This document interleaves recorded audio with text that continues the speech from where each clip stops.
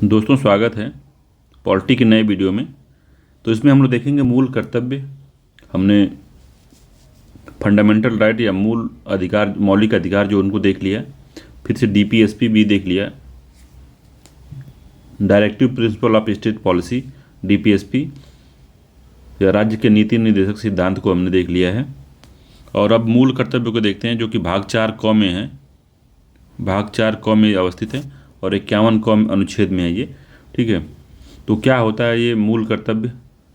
तो जब व्यक्ति को नागरिकता प्राप्त होती है, जब व्यक्ति को नागरिकता दी जाती है या जब उसको प्राप्त होती है, तो उसके बेहतर निर्वहन के लिए मौलिक अधिकारों की आवश्यकता होती है। मौलिक अधिकार दिए जाते हैं उनको। वहीं पे जो राज्य की व्यवस्था को सुचारू रूप से संचालित करने के लिए राज्य नागरिकों से मौलिक कर्तव्य के निर्वहन की अपेक्षा करता है। ठीक है, तो बेसिकली यही है कि जब आपको अधिकार दिए जाते हैं तो आपको कुछ कर्तव्य भी दिए जाते हैं कि ये आपके कर्तव्य हैं। आपको अधिकार तो हम दे रहे हैं, तो मगर आपको कुछ कर्तव्यों का पालन करना होगा, जिससे कि एक सामंजस्य की स्थिति बनी रहे या कि बेहतर समन्वय बने रहे। तो ये बात की जाती है। अब मूल कर्तव्य जो होते हैं वो एक तरह समझ लिए कि असामाजिक गतिविधियों के खिलाफ चेतावनी के रूप में भी कार्य करते हैं। कभी कभी जो राष्ट्र का अपमान करता है, जो राष्ट्र ध्वज का अपमान करता है, जो सार्वजनिक संपत्ति को नष्ट करता है, उसके लिए चेतावनी के लिए भी हम कभी कभी मूल कर्तव्यों का यूज करते हैं। तो मूल कर्तव्य जो है, जब आपको अधिकार मिलता है तो मूल कर्तव्य उसके साथ आपको मिलने लगते हैं। तो हमारे संविधान में जो मूल कर्तव्य हैं वो भारत के संविधान में शुरुआत में नहीं थे। ठीक है, इनको संविधान के संशोधन द्वारा ऐड किया गया था। जो मूल हमारा जो संविधान है उसमें मौलिक कर्तव्य आपको नहीं मिलेगा। अगर मूल संविधान की प्रतिलिपि आप पढ़ रहे हैं तो उसमें आपको मिलेगा नहीं है। ठीक है, तो मनुष्य का जो मूल कर्तव्य नैतिकता, सामाजिक उत्थान, सर्वसाधारण कल्याणों में योगदान करना, ये सब एक तो कर्तव्य वैसे भी होता है, मगर संविधान में जो कर्तव्य लिखे हुए हैं वो उसमें आगे दिया हुआ है, तो इसमें वीडियो में हम लोग पढ़ लेते हैं। ठीक है, तो संविधान की जो उसके संविधान में मौलिक कर्तव्य को 42वें संविधान संशोधन अधिनियम 1976 द्वारा इसको जोड़ा गया था। ठीक है, तो ये बात याद रखिएगा। तो उसके बेसिक में कुछ हम देखते हैं कि भाग कितने में है, 4 क में है, इसको याद रखिएगा। अनुच्छेद 51 क में है। ठीक है, किसकी सिफारिश पे इसको ऐड किया गया था? तो इसको स्वर्ण सिंह की सिफारिश पे ऐड किया गया था। स्वर्ण सिंह समिति की सिफारिश पे इसको संविधान में शामिल किया गया। ठीक है, 42वें संविधान संशोधन अधिनियम 1976 द्वारा, ये भी याद रखिएगा। फिर ये क्या न्यायालय में परिवर्तनीय है? तो नहीं, न्यायालय में परिवर्तनीय नहीं है। इसको परिवर्तनीय बनाने के लिए कानून बनाना पड़ता है। ठीक है, प्रारंभ में कितने मूल कर्तव्य थे? तो जब 1942वां संविधान संशोधन किया गया तो प्रारंभ में 10 मूल कर्तव्य थे। फिर वर्तमान में कितने? तो वर्तमान में 11 मूल कर्तव्य हैं। तो 11वां मूल कर्तव्य जो है 86वां संविधान संशोधन अधिनियम द्वारा जोड़ा गया था। ठीक है, पूछा जाता है किस देश से लिया गया मौलिक कर्तव्य किस देश से लिया गया है? तो रूस से लिया गया है, सोवियत संघ से लिया गया है ये। ठीक है, तो ये भी याद रखिएगा, रसिया से लिया गया है। ठीक है, तो ये बेसिक था। अभी चलिए देख लेते हैं आगे क्या है। तो इसमें दिया है कि पहला पॉइंट दिया है कि 1976 में 42वें संविधान संशोधन अधिनियम 1976 द्वारा संविधान के मूल कर्तव्य जोड़ा गया। और दूसरा जो था 86वें संविधान संशोधन अधिनियम 2002 द्वारा एक और मूल कर्तव्य जोड़ा गया, जिससे कुल मिला के 11 मूल कर्तव्य हो गए। सबसे पहले 10 जोड़े गए, 1976 में 10 थे, 2002 में जाके 11 हो गए। 11वां जोड़ा गया। इसमें 11वां जोड़ा गया तो इसमें कहा गया कि जो अभिभावक हैं, माता पिता हैं, का कर्तव्य होगा कि अपने बच्चों को जो 6 से 14 वर्ष के हैं उचित शिक्षा के लिए उचित माहौल दें। तो ये बात कही गई थी। ठीक है, अगला पॉइंट इसमें कि मूल कर्तव्य किसी कानून की संवैधानिक वैधता की जांच और निर्धारण में न्यायालय की मदद करता है। तो जो मौलिक कर्तव्य है वो संवैधानिक वैधता की जांच, अगर कोई कानून है तो संवैधानिक वैधता की जांच करने के लिए यह न्यायालय की मदद करता है। ठीक है, और मूल कर्तव्य केवल नागरिकों के लिए हैं, विदेशियों के लिए प्राप्त नहीं होते। तो ये भी बात एक इम्पॉर्टेंट है कि केवल नागरिक, जिसको फंडामेंटल राइट मिला है, उसी को ही मूल कर्तव्य मिलेगा। हालांकि कुछ विदेशियों को हमारे यहाँ फंडामेंटल राइट है, मगर मूल कर्तव्य जो है केवल भारत के नागरिकों पर लागू होंगे, विदेशियों पर लागू नहीं होते। ठीक है। अगला है, उच्चतम न्यायालय ने 1992 में कहा कि किसी भी कानून की संवैधानिक वैधता की निर्धारण करते समय यदि विचाराधीन कानून मूल कर्तव्यों को प्रभावी बनाने का प्रयास करता है तो वह ऐसे कानून को अनुच्छेद 14 अथवा अनुच्छेद 19 के संबंध में उचित मान सकता है। ठीक है। और इस प्रकार ऐसे कानून को असंवैधानिकता से बचाया जा सकता है। तो याद रखिएगा इसको। इन्होंने कहा कि यदि कोई कानून है जो विचाराधीन है और मूल कर्तव्यों को प्रभावी बनाने का प्रयास करता है तो वह ऐसे कानून को जो अनुच्छेद 14 अथवा अनुच्छेद 19 के संबंध में उचित मान सकता है, और इस प्रकार ऐसे कानून को असंवैधानिकता से बचाया जा सकता है।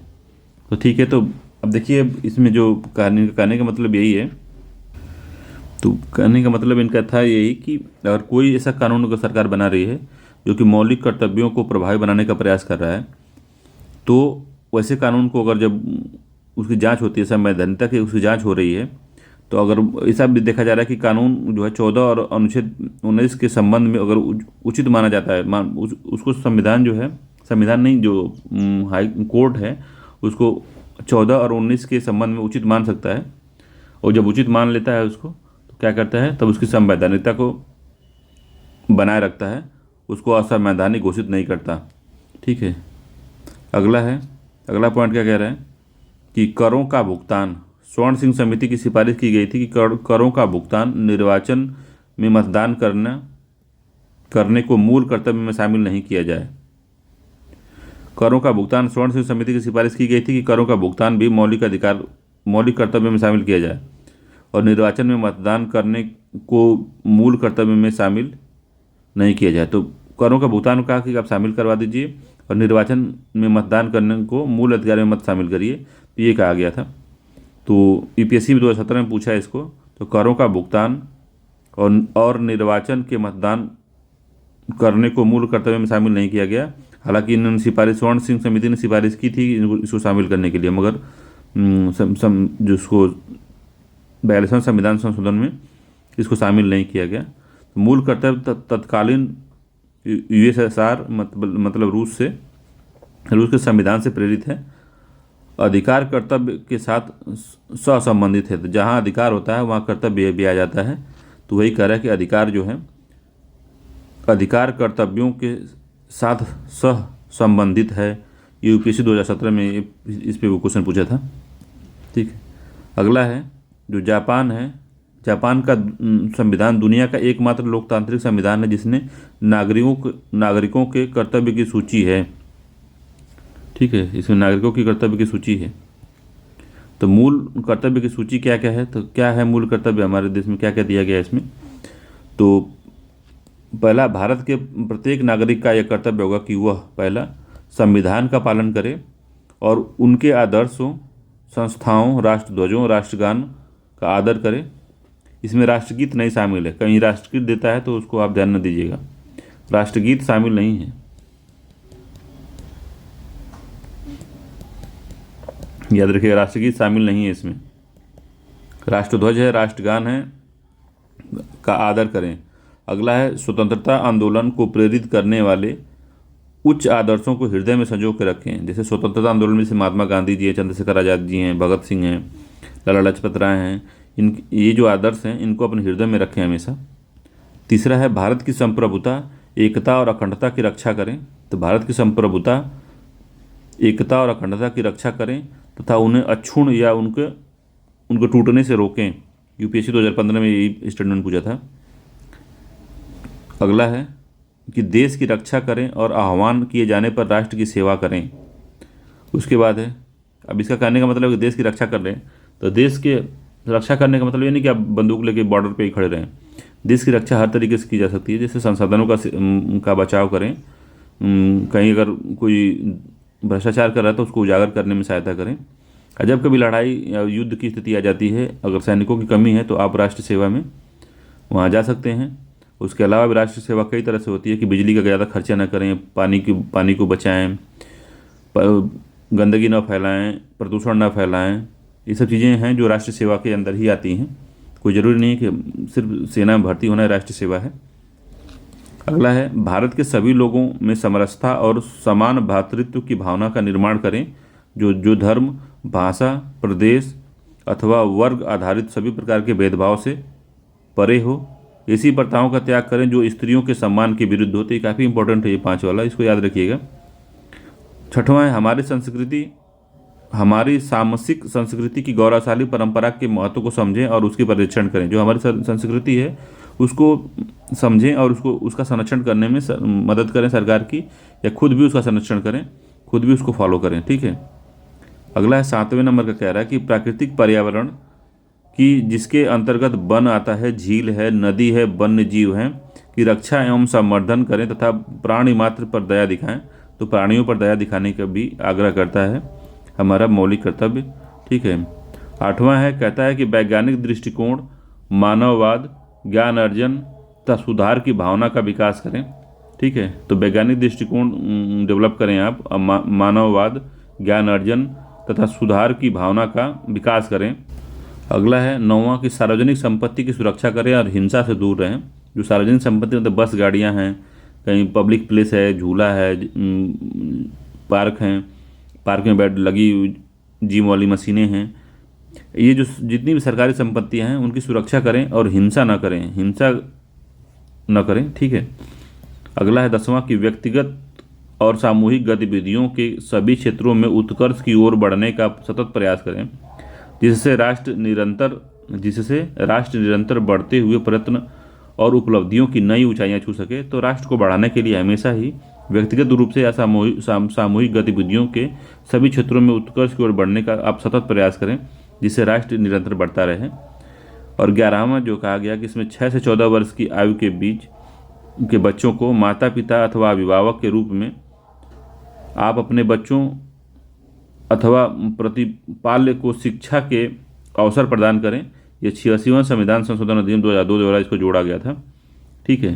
तो 86वां संविधान संशोधन याद रखिएगा, ये भी शिक्षा से संबंधित था, शिक्षा का अधिकार। ठीक है। तो ये कहा गया, तो ये 10-11 हैं, इसको भी 2-3 बार पढ़ लेंगे तो याद हो जाएगा। ठीक है। तो अगला जो है क्या कहा गया इसमें, अगला पॉइंट जो है कि संविधान संशोधन अधिनियम जिसे जोड़ा गया। ठीक है। मूल कर्तव्य पर स्वर्ण सिंह समिति की सिफारिश क्या क्या थी, तो कभी कभी सिफारिश भी से एक आध क्वेश्चन पूछ लेता है यूपीएससी में। तो अगला है कि 1976 में मूल कर्तव्यों की सिफारिश पहली बार स्वर्ण सिंह समिति द्वारा की गई और एक आंतरिक आपातकाल 1975-77 के दौरान इसकी आवश्यकता महसूस की गई। समिति ने 8 मूल कर्तव्यों का सुझाव दिया था। समझ रहे हैं। 1976 में मूल कर्तव्यों की सिफारिश पहली बार स्वर्ण सिंह समिति ने की तथा पहली जो आंतरिक आपातकाल लगा था 1975-77 के दौरान इसी दौरान इसकी आवश्यकता महसूस की गई थी। इसीलिए समिति ने 8 मूल कर्तव्य का सुझाव दिया। तो कौन थे, तो 42वें संविधान संशोधन अधिनियम 1976 द्वारा संविधान में एक नया भाग 4 का जोड़ा गया, जिसका एकमात्र अनुच्छेद 51 क शामिल था, जिसमें नागरिकों के 10 मूल कर्तव्य अब वर्तमान में 11 शामिल हैं। ठीक है। सिफारिश जिन्हें स्वीकार नहीं किया गया उसमें पहला था कि मूल कर्तव्यों का पालन न करने वाले पर जुर्माना या दंड लगाया जाए। इस तरह का दंड अथवा जुर्माना लगाने वाले किसी भी कानून पर किसी भी न्यायालय में सवाल नहीं उठाया जाएगा। कर चुकाने का कर्तव्य भी नागरिकों को मूल कर्तव्य होना चाहिए। तो कर का जो चुकाने का कर्तव्य था, स्वर्ण सिंह समिति ने मूल कर्तव्य बनाने का सुझाव दिया था। ठीक है। मगर निर्वाचन को में मतदान करने का को मूल कर्तव्य में शामिल करने के लिए स्वर्ण सिंह समिति ने नहीं कहा था। तो ये याद रखिएगा। तो निर्वाचन में मतदान करने का जो था स्वर्ण सिंह समिति ने उसके बारे में कुछ बोला ही नहीं था। ठीक है। तो याद रखिएगा। अगला है मूल कर्तव्यों की महत्वपूर्ण विशेषताएं क्या क्या हैं। तो मूल कर्तव्य केवल भारतीय नागरिक तक ही सीमित है, विदेशियों के लिए नहीं है। अगला है मूल कर्तव्य वाद योग्य नहीं है, हालांकि संसद समुचित कानून के माध्यम से इसे परिवर्तित कर सकती है। तो इस बात का ध्यान दीजिए कि जो हमारे जो मूल कर्तव्य हैं वाद योग्य तो नहीं है, मगर जो संसद है इसको कानून बना सकती है। जैसे राष्ट्रगान आपको पढ़ना कंपलसरी है, या फिर कह दे आपको कि आप पर्यावरण की रक्षा करना आपकी बाध्यता है। आपको कहीं भी पर्यावरण का नुकसान करते हुए पाया जाएगा, जैसे झील में प्लास्टिक फेंकते हुए पाया जाएगा, तो आप पे जुर्माना लगाया जा सकता है। तो इस तरह की चीज़ें जो है संसद बना सकती हैं, ठीक है। और ध्यान में रखने की बात है कि कर चुकाने का कर्तव्य है और वोट देने का कर्तव्य मूल कर्तव्य का हिस्सा नहीं है, ये भी याद रखिएगा, ये मूल कर्तव्य का हिस्सा नहीं है, ठीक है। अगला पॉइंट है कि नागरिकों के मूल कर्तव्य के बारे में वर्मा समिति जो 1999 में बनी थी वो क्या कही थी, तो कही थी कुछ मूल कर्तव्यों को कार्यान्वयन के लिए कानूनी प्रावधानों को अस्तित्व की उन्होंने पहचान की गई। उदाहरण के लिए वन संरक्षण अधिनियम 1972, ठीक है। तो 1999 में बनी थी वर्मा समिति। तो कुछ मूल कर्तव्यों के कार्यान्वयन के लिए कानूनी प्रावधानों के अस्तित्व की पहचान की गई वन्य जीव संरक्षण अधिनियम 1972 द्वारा। हम क्या कहते हैं, संरक्षण करते हैं पर्यावरण का। तो ये जो है मौलिक कर्तव्य के लिए एक जरूरी, ये क्या कह सकते हैं इसको, अधिनियम है। अगला है कि विद्यालयों में पाठ्यक्रम और शिक्षा के शिक्षण कार्यक्रमों को फिर से तैयार करने तथा उच्च एवं व्यावसायिक शिक्षा में मूल कर्तव्यों को शामिल करने की सिफारिश की जाए। तो उच्च और व्यावसायिक शिक्षा में मूल कर्तव्यों को शामिल करने की बात करने की वर्मा समिति ने सिफारिश की। तो कभी पूछे कि वर्मा समिति ने क्या सिफारिश की थी, तो ये वाला की थी कि विश्वविद्यालयों के पाठ्यक्रमों और शिक्षकों के शिक्षण कार्यक्रम को फिर से तैयार करने तथा उच्च एवं व्यावसायिक शिक्षा में मूल कर्तव्यों को शामिल करने की बात कही थी, ठीक है। तो मूल कर्तव्य में इतना ही है, बार बार कंपैरिजन दे देता है, जैसे कि कुछ पॉइंट दे देगा डीपीएसपी का और कुछ पॉइंट दे देगा मूल कर्तव्य का, और उसमें पूछेगा कौन सा इसमें मूल कर्तव्य है या पूछे कौन सा इसमें डीपीएसपी है। तो उसमें आपको कन्फ्यूजन नहीं होना है। तो आप 2-3 बार इसको पढ़ लेंगे कि पहला इसमें क्या है कि संविधान का पालन करें और उनके आदर्शों का पालन करें, संस्थाओं का पालन करें, राष्ट्रध्वज और राष्ट्रगान का आदर करें या सम्मान करें, ठीक है। अगला, स्वतंत्रता आंदोलन में जो लोगों ने भाग लिया था, जिन आदर्शों को विकसित किया गया था, उन आदर्शों को, उन लोगों को हृदय में सजा के रखें, ठीक है। भारत की एकता, अखंडता और संप्रभुता की रक्षा करें, ठीक है। देश की रक्षा के लिए आह्वान करने पर राष्ट्र सेवा करें, देश की रक्षा में भाग लें। और अगला है कि भारत में सभी लोगों की समरसता और समान भ्रातृत्व की भावना निर्माण करें, जो धर्म, भाषा, प्रदेश अथवा वर्ग आधारित सभी प्रकार के भेदभाव से परे हो, और ऐसी प्रथाओं का त्याग करें जो महिलाओं के सम्मान के विरुद्ध हो। छठवां था, हमारी संस्कृति की गौरवशाली परंपरा के महत्व को समझो और उसका संरक्षण करें या परिरक्षण करें। प्राकृतिक पर्यावरण को बचाएं, उसका संरक्षण करें, प्रदूषण करने से फैलाएं, और प्राणी मात्र पर सेवा करें, जीव जंतुओं को न मारें। और वैज्ञानिक दृष्टिकोण डेवलप करें मानववाद के लिए, ज्ञान अर्जन के लिए, और तथा सुधार की भावना का विकास करें कि सुधार किस तरह से अपने देश में लाया जा सकता है, कोई कमी है तो सुधार कैसे लाएं, इन सब भावनाओं को डेवलप करें। सार्वजनिक संपत्ति की सुरक्षा करें और हिंसा से दूर रहें। 10वां, व्यक्तिगत और सामूहिक गतिविधियों के सभी क्षेत्रों में आप शामिल हों और उत्कर्ष की ओर हमेशा आगे बढ़ने का प्रयास करें, जिससे कि राष्ट्र निरंतर बहुत ही बढ़ते हुए प्रयत्नों और उपलब्धियों की नई ऊंचाइयों को छू सके। और 11 में कहा गया कि माता पिता या अभिभावक अपने 6 से 14 वर्ष के बच्चों के लिए शिक्षा का अवसर प्रदान करने का कष्ट करें। तो ये सब कहा गया है, ठीक है। तो ये पूरा फंडामेंटल जो हमारे ड्यूटीज़ थे वो हो गए। तो ठीक है, चलते हैं, इसको 2-3 बार देख लेंगे, छोटा वीडियो है तो बस इसी में कंपैरिजन पूछता है, बस यही ध्यान दीजिएगा। या कुछ जैसे कंसेप्चुअल क्वेश्चन बनाएगा तो इन सब में से पूछता है कि वाद योग्य है कि नहीं है, ये सब चीज़ें, तो उसको भी ध्यान में रखिएगा। जो हमने बता दिया है इससे बाहर इससे नहीं आएगा, ठीक है। चलिए मिलते हैं अगले वीडियो में, तब तक के लिए धन्यवाद।